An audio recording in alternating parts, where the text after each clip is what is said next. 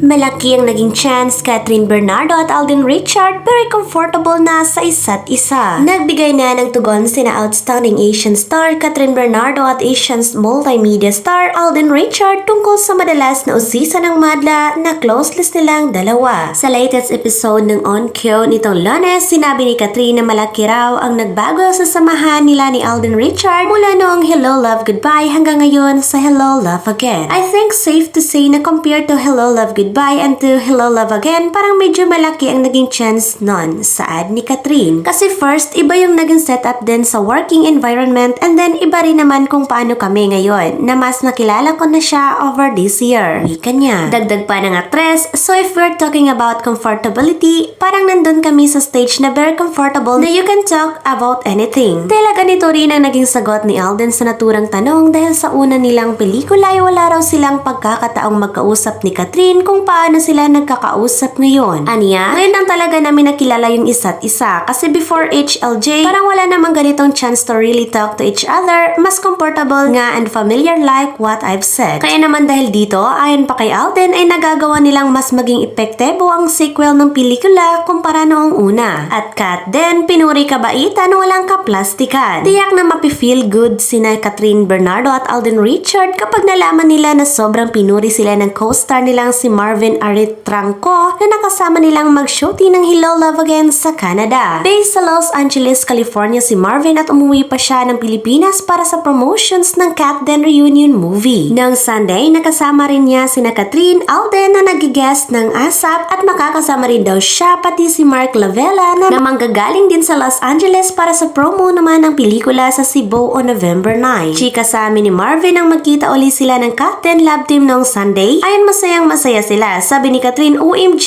nandito ka, Marv. Kasi akala nila sa LA na ulit kami magkikita. Hindi kasi nila alam na magkakasama kami sa Cebu, mag-promote and sa Market. Tuwang-tuwa si Catherine. Nagchichika-chika kami sa Star Cinema office. Tapos kami rin ni Alden, pinakain pa niya ako ng dala niyang food sa holding room niya. Nag-reminisce kami ng mga shooting days namin sa Calgary.